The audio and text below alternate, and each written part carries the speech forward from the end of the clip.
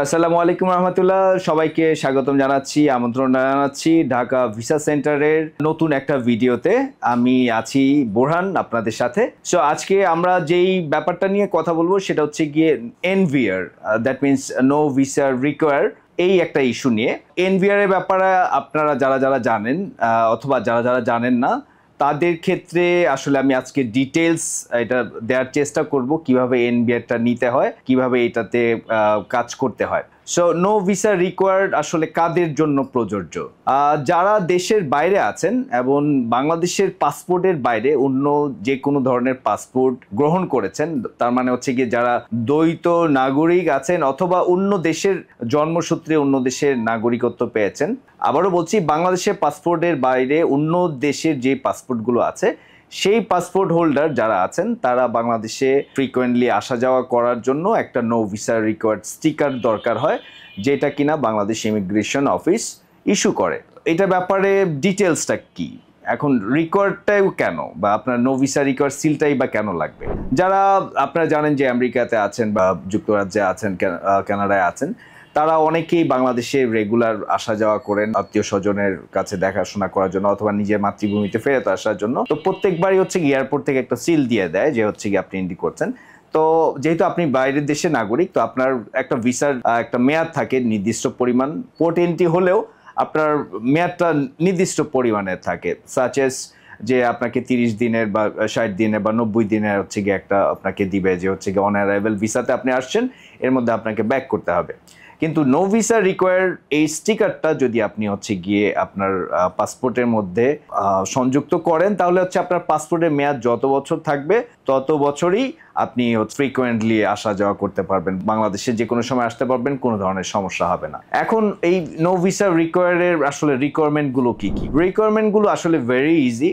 আমাদের হচ্ছে গিয়ে একটা যে বাংলাদেশ ইমিগ্রেশন অফিসে যেই ওয়েবসাইটটা আছে, সেই ওয়েবসাইটে গেলে আপনাকে সব ডিটেলস দেওয়া আছে, কিন্তু এর প্রসিডিউরটা একটু জটিল, এই কারণটা আছে আসলে এই ভিডিওটা করা। প্রসিডিউরগুলো আমি বলছি। প্রথম স্টেপটা হচ্ছে গিয়ে আপনাকে প্রথমে অ্যাপ্লিকেশন যেটা আছে ওয়েবসাইটে, সেই অ্যাপ্লিকেশনটা সুন্দরভাবে ফুলফিল করে আপনাকে প্রিন্ট আউট করতে হবে। সেই ইনফরমেশনগুলো আসলে অনেকগুলো ইনফরমেশন থাকে, ওখানে 5টা ধাপ থাকে, স্টেপ 1, স্টেপ 2, স্টেপ 3, স্টেপ 4। তো প্রত্যেকটা স্টেপে আপনাকে কিছু কিছু ইনফরমেশন দিতে হবে, আপনার পুরো নাম, আপনার বাবার নাম, মায়ের নাম, আপনার জন্ম তারিখ, আপনি হচ্ছে গিয়ে বিদেশে কোথায় থাকছেন ওই জায়গার অ্যাড্রেস, আপনার হচ্ছে গিয়ে ওখানকার মেইলিং অ্যাড্রেস, সাথে হচ্ছে আপনার কোনো রেফারেন্স নাম্বার ইত্যাদি ইত্যাদি। এবং বাংলাদেশে আপনি কোথায় থাকবেন সেই সেই ডিটেলস, বাংলাদেশের যেই এলাকায় থাকবেন বা যে অ্যাড্রেসে এসে আপনি থাকবেন সেই এলাকার ডিটেলস থাকবে, এবং সাথে সাথে আপনার ছবি আপলোড করতে হবে, এবং পাশাপাশি হচ্ছে গিয়ে আপনার আরো অন্যান্য ইনফরমেশন যেগুলো আছে সেগুলো দিতে হবে। এটা আমি প্রাথমিক একটা ধারণা আপনাদেরকে দেওয়ার চেষ্টা করছি যে অ্যাপ্লিকেশন ফর্মটাতে আসলে বেসিক্যালি কি কি থাকবে। নাম্বার 2 যেটা, সেটা হচ্ছে গিয়ে আপনাকে একটা এফিডেভিট করতে হবে যে বাংলাদেশে যিনি আছেন, আপনি বাংলাদেশে আসছেন, এসে যাদের সাথে থাকবেন, হতে পারে উনি আপনার বাবা অথবা মা, স্ত্রী অথবা দাদি অথবা নানি, উনি আপনাকে একটা রেকমেন্ডেশন করবেন, সেটা এফিডেভিটটা করতে হবে। সেটা হচ্ছে গিয়ে বাংলাদেশ সরকারের হচ্ছে গিয়ে নোটারি পাবলিক যেটা আছে, মানে একদম ফার্স্ট ক্লাস গেজেটেড অফিসার দিয়ে যেটা নোটারি করা, সেটা আপনাকে করতে হবে। এবং নোটারির সাথে অবশ্যই হচ্ছে গিয়ে আপনার ছবি এবং যিনি আপনাকে হচ্ছে গিয়ে স্পন্সর করছেন তার ছবিটা হচ্ছে গিয়ে সংযুক্ত করতে হবে, এবং এইটা অবশ্যই হচ্ছে গিয়ে 200 টাকার স্ট্যাম্পের মধ্যে হতে হবে। তো স্ট্যাম্পের মধ্যে ডিটেলস দেয়া থাকবে।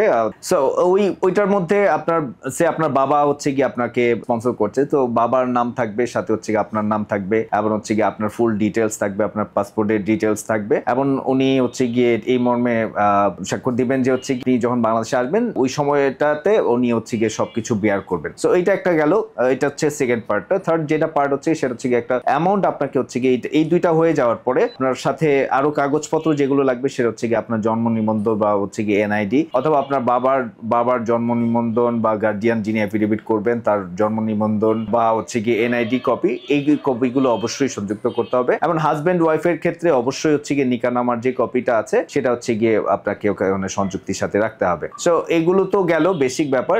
সাথে হচ্ছে গিয়ে আপনার একটা অ্যাপ্লিকেশন ফি আছে, সেটা হচ্ছে গিয়ে $80 মতো। সেই অ্যাপ্লিকেশন ফিটা আপনার কাছে বা সোনালী ব্যাংক আপনাকে জমা দিতে হবে, এবং সেই সোনালী ব্যাংকের জমা দেওয়ার কপিটা আপনাকে ওইটার সাথে কাগজপত্রের সাথে সংযুক্ত করে আপনাকে নির্দিষ্ট একটা সময় আছে, সেই সময়ের মধ্যে মানে সকালবেলা সকাল আপনাকে চলে আসতে হচ্ছে বাংলাদেশ ইমিগ্রেশন অফিস আগারগাঁতে, যেটা অবস্থিত Dhaka আগারগাঁতে।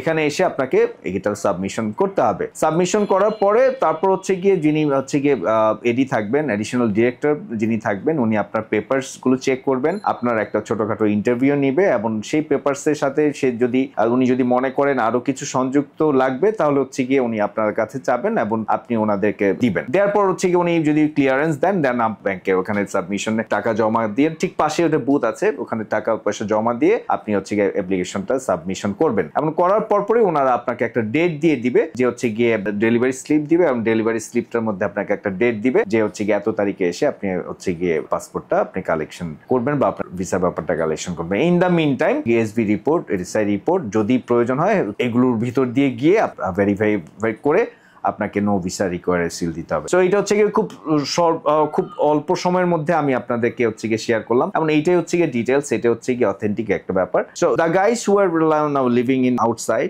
Like to side in abroad, so if you want to issue NVR from Bangladesh then please contact with us।